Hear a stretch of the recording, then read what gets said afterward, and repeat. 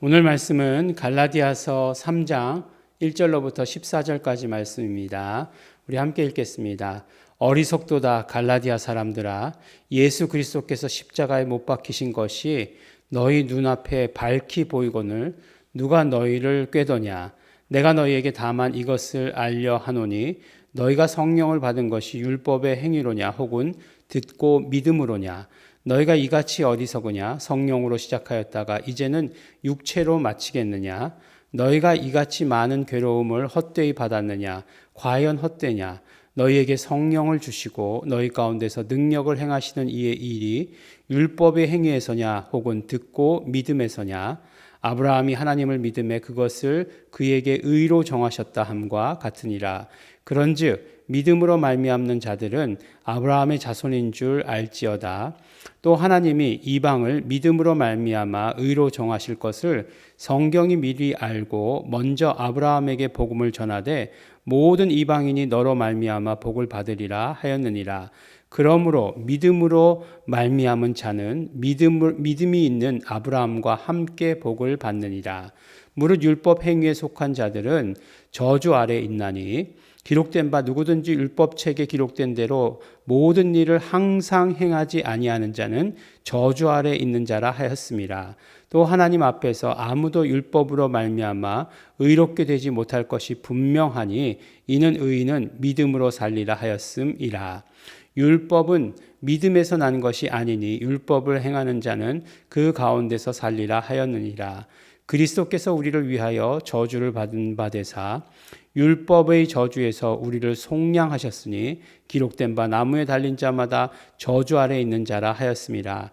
이는 그리스도 예수 안에서 아브라함의 복이 이방인에게 미치게 하고 또 우리로 하여금 믿음으로 말미암아 성령의 약속을 받게 하려 함이라. 아멘. 네, 오늘 이제 그 갈라디아서 말씀을 보면서 이제 시작할 때 어리석도다라고 이렇게 시작하죠. 예. stupid 뭐 이렇게 시작하는 거죠. 굉장히 기분이 나쁘죠. 그래서 근데 이제 우리를 보고 하시는 말씀이 아니고 갈라디아 사람들 보고서 그렇게 말씀하시는 거죠. 그런데 이제 왜 이렇게 강하게 얘기하는가라고 하는 것을 우리가 이제 알아야 되죠.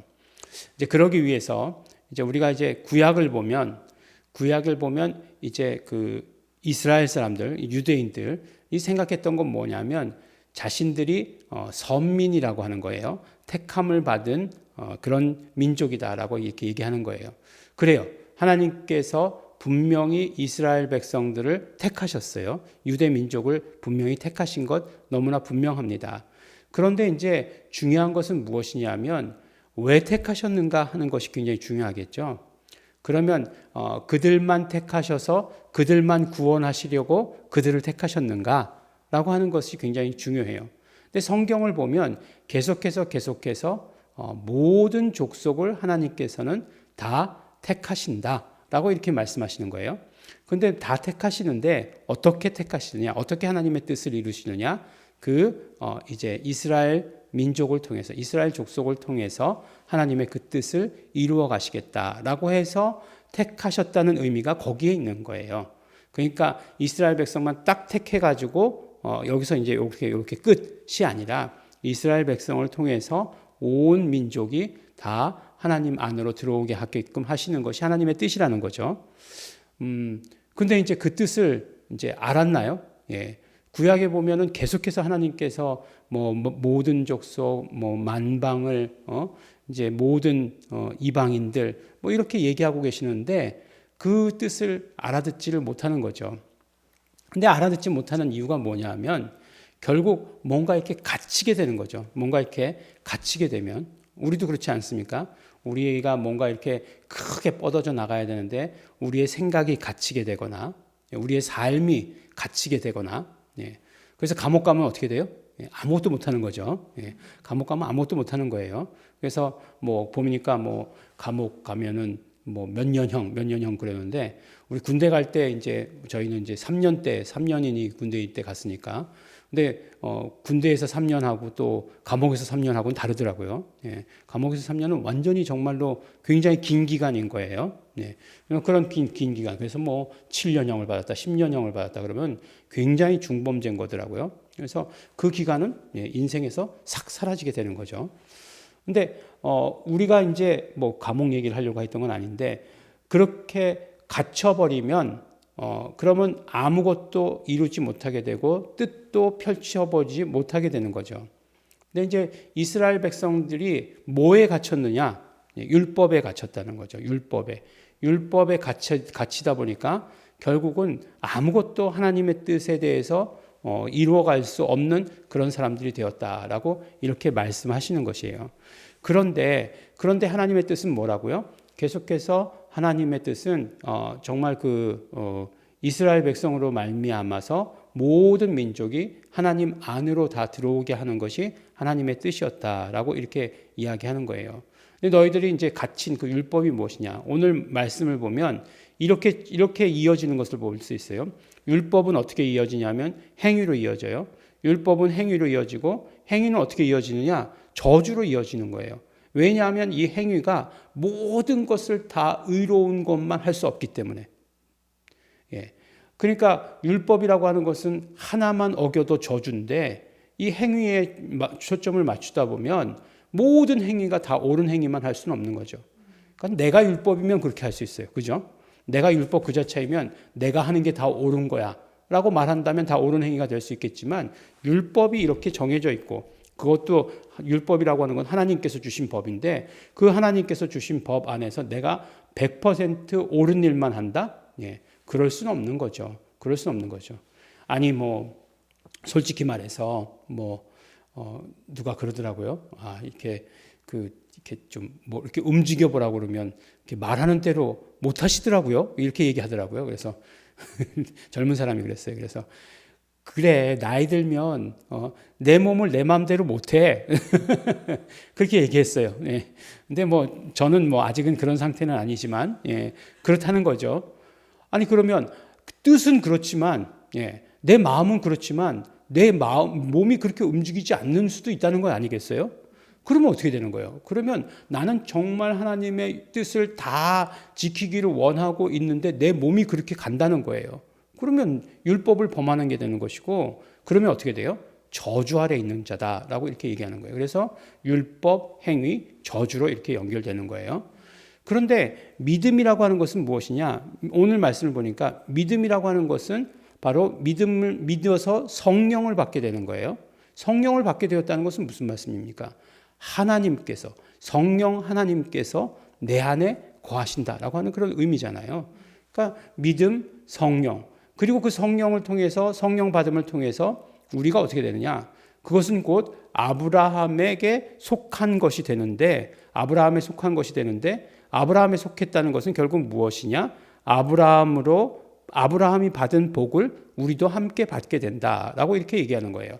아브라함과 함께 복받는 자가 되는 것이 믿음 안에 있는 자다라고 이렇게 말씀해 주시는 것이에요.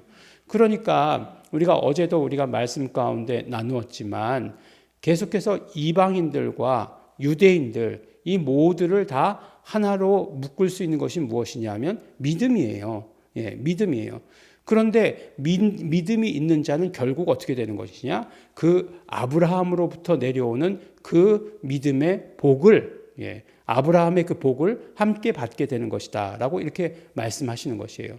그러면 어떻겠습니까? 그것이 하나님의 뜻이었잖아요. 그러니까 아브라함의 자손을 통해서 하나님의 뜻을 이루어 가기를 원하셨던 것이죠. 그런데 이제 율법이라고 하는 그 틀에 갇혀가지고 아무것도 못하던 그런 사람들에게 사도 바울은 외치는 거죠. 근데 갈라디아 사람들은 어떤 사람들이에요? 이방인이에요, 사실은. 이방인인데도 불구하고 그런데 이제 속아 넘어간 거죠. 십자가의 그 도를 분명히 알고 깨달았음에도 불구하고 누가 너희를 꾀더냐? 니네 지금 속아 넘어가고 있다. 이렇게 얘기하는 거죠.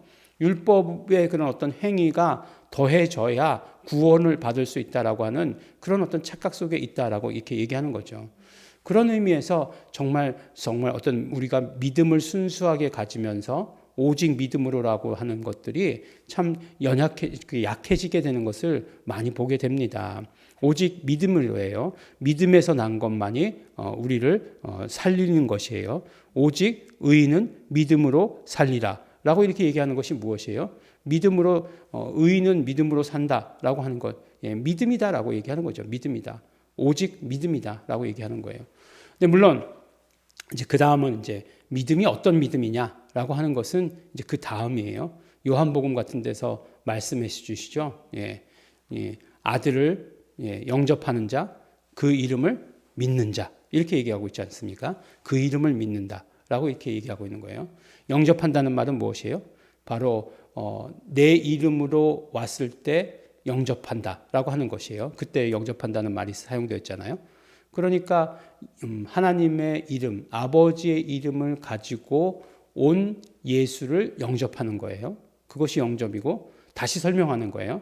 곧 그 이름을 믿는 것이다 라고 이렇게 이야기하는 거예요. 그래서 우리의 믿음이라고 하는 건 분명한 것이지만 여기서 거기까지 나가지는 않았지만 어쨌든지 간에 믿음은 성령으로, 성령은 아브라함의 복으로 연결된다. 그 다음에 율법은 행위로, 행위는 저주로 연결된다라고 하는 것을 오늘 말씀 가운데 이렇게 이야기해 주고 있습니다.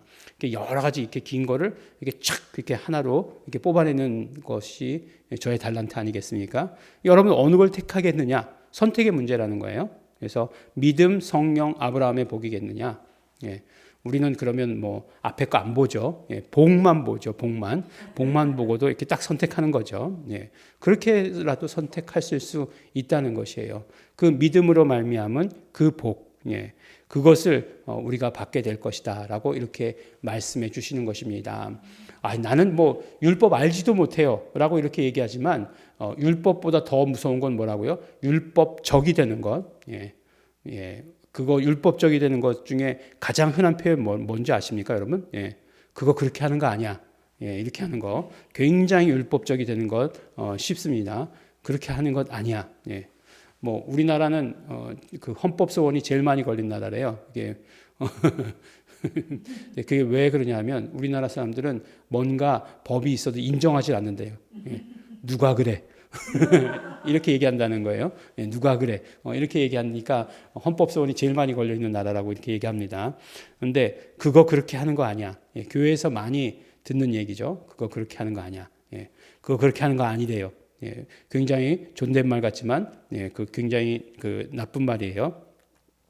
그래서 율법, 행위, 저주일 거냐?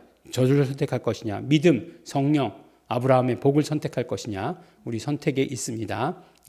아브라함의 그 복, 아브라함이 믿음으로 말미암아 의롭다 여김을 받았던 그 복을 얻으시는 우리 성도 여러분 되시기를 예수 이름으로 축원합니다. 기도하겠습니다. 하나님 아버지 감사합니다. 하나님 아버지 우리에게 성령의 임재하심으로 말미암는 그 영적인 충만함이 우리 이 땅의 삶에서도 우리 정말 영혼의 삶 가운데서도 언제나 복이 되게 하여 주시옵소서. 정말 우리에게 있는 복, 아브라함으로 말미암은 복이라 하셨사오니 그것이 온 땅에 퍼지도록 우리 애쓰고 노력하는 것, 그것이 우리에게 복인 것을 믿습니다. 그 복에 참여하는 자 될 수 있도록 아버지 축복하여 주시옵소서. 감사드립니다. 예수님 이름으로 기도드렸습니다. 아멘. 그러므로 우리 이 시간에 기도하실 때 나에게 온전히 성령 충만하기를 소원합니다. 성령님이 주시는 우리가 믿음으로 말미암아 성령을 받으며 성령님께서 확신이 주시는 그 믿음이 우리에게 더욱더 차고 넘치기를 소원합니다. 그러므로 우리의 삶이 아브라함의 복의 삶이 될 수 있도록 축복하여 주시옵소서. 우리 다 같이 통성으로 기도하시겠습니다.